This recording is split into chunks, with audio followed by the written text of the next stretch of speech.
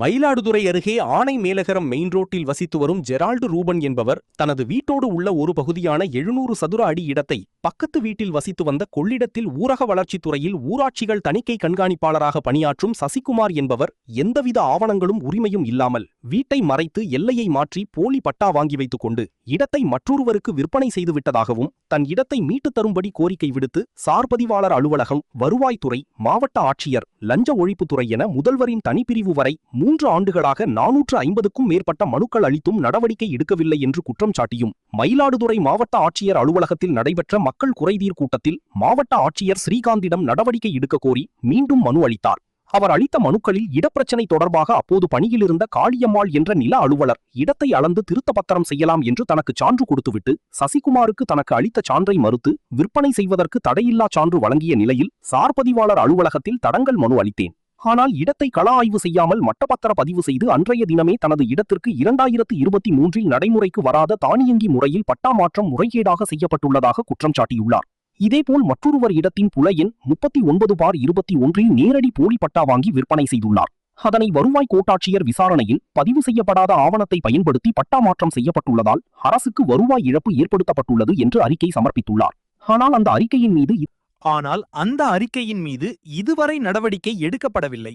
இதுவரை 450 மனுக்கள் அளித்தும் எந்தவித நடவடிக்கையும் எடுக்கவில்லை என்றும் சசிகுமார் இடத்தை அளவீடு செய்ய உத்தரவிட்டும் அளவீடு செய்யாமல் பொய்யான அறிக்கையை வருவாய்த்துறையினர் தாக்கல் செய்துள்ளார்கள் என குற்றம் சாட்டியுள்ளார். விசாரணை நடைபெற்று வரும் நிலையில் மாவட்ட ஆட்சியர், வருவாய், பேரிடர் மேலாண்மை துறைக்கு இருவருக்கும் எல்லை பிரச்சனை உள்ளதாகவும் நீதிமன்றத்தை நாடி பரிகாரம் தேடிக்கொள்ளுமாறு அறிக்கை அனுப்பியுள்ளதாக ஆட்சியர் மீது நேரிடையாக குற்றம் சாட்டினார். என்னுடைய பேரு ஜெரால்டு ரூபன். மயிலாடுதுறை மாவட்டம் ஆனைமலர் கிராமத்தில் இருக்கிறேன்.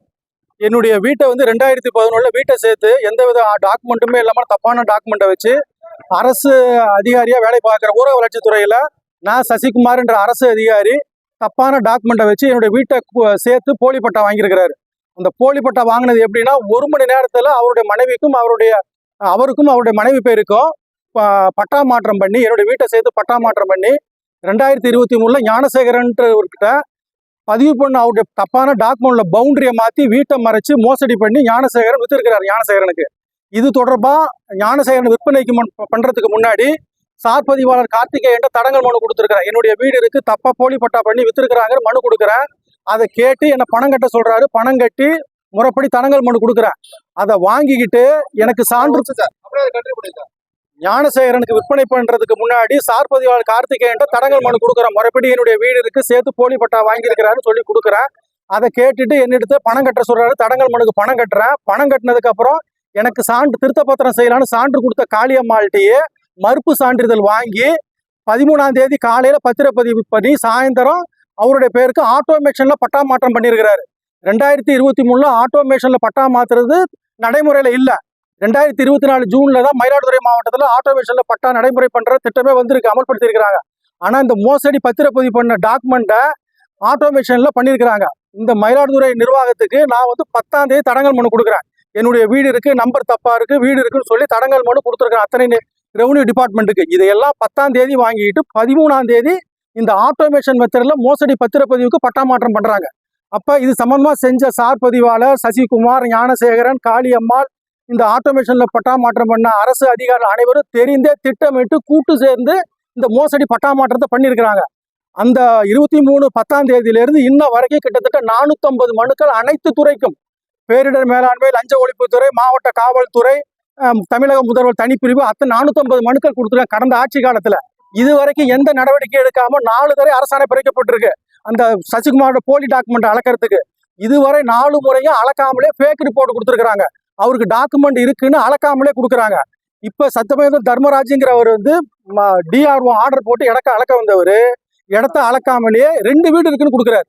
ஒரு வீட்டை 2ஆ பிரிச்சு இதுல ஒரு வீடு இருக்கு, அதுல ஃபேக் ரிப்போர்ட் கொடுக்குறாரு. இது இப்போ மாவட்ட ஆட்சியிட்ட மனு கொடுத்தா திரும்பி அளக்க சொல்றாங்கிறாரு. திருப்பி அளக்க சொல்லி எத்தனை வருஷம் ஒரு மனுஷன் போராடுவோம். கூட்டு சேர்ந்து போலி பட்டா பண்ண பத்தி அத்தனை அதிகாரிகளையும் சட்டப்படி தண்டனை கொடுக்கணும் நீதிமன்றத்தின் மூலம். அப்பதான் இவங்க அடுத்ததான் இப்ப தப்ப செய்ய மாட்டாங்க. இப்ப என்னாச்சுன்னா 3 மாசத்துக்கு முன்னாடி மாவட்ட ஆட்சியர் என்ன பண்றாரு, இந்த மோசடியெல்லாம் மறைச்சு வருவாய் பேரிடர் மேலாண்மை துறைக்கு பொய்யா ஒரு ஃபேக் ரிப்போர்ட் கொடுக்குறாரு. எல்லை பிரச்சனை 2 பேருக்கும் இதை நீதிமன்றத்தில் போய் தீர்வு கண்டுக்கணும் ஃபேக் ரிப்போர்ட் கொடுக்குறாரு. இது சம்பந்தமா டிஆர்ஓ மேடம் இடத்த ஆய்வு பண்ணிட்டு அந்த அம்மா என்ன சொல்றாங்க, ஏற்கனவே கலெக்டர் வந்து இது மாதிரி ரிப்போர்ட் போட்டாங்க, அறிக்கை கொடுத்துட்டாரு, நான் மாத்தி கொடுத்தா எல்லாருக்கும் சிக்கல், என்னால கொடுக்க முடியாது, கோர்ட்டுக்கு போகணும்னு டிஆர்ஓ மேடம் சொல்றாங்க. அப்ப கூட்டு சேர்ந்து கொள்ளை அடிக்கிறது, பங்கு போட்டுக்கிறது, தப்பிக்கிறதுனா நீதிமன்றத்துக்கு நான் போய் அலையணுமா? அப்ப தப்பு சென்ன ஐயர் சட்டப்படி தண்டனை கொடுத்து ஒவ்வொரு மாவட்ட ஆட்சியர் அலுவலகத்துல ஒட்டணும். இந்த தப்பு பண்ண அதிகாரிக்கு இத்தனை தண்டனை கொடுக்கப்பட்டதுன்னு சொன்னா மட்டும்தான் தமிழக மக்கள் நல்ல வாழ்க்கை கிடைக்கும், நேர்மையான வாழ்க்கை கிடைக்கும். இதுல தமிழக முதல்வர் வந்து பதவி ஏற்கும் போது ஒரு வார்த்தை சொன்னாரு, ஊழலற்ற லஞ்ச லாவணையற்ற நேர்மையான ஆட்சியை கொடுப்பேன்னு சொல்லியிருக்கிறாரு. அதே மாதிரி மக்களுக்கான ஆட்சின்னு சொல்லியிருக்கிறாரு. உண்மையாவே மக்களுக்கான ஆட்சினா இந்த தப்பு சென்ன அத்தனை அதிகாரிகளையும் சட்டப்படி தண்டனை கொடுக்கணும் நீதிமன்றத்தின் மூலம். இது நான் முழு நம்பிக்கையோட இருக்கிறேன்.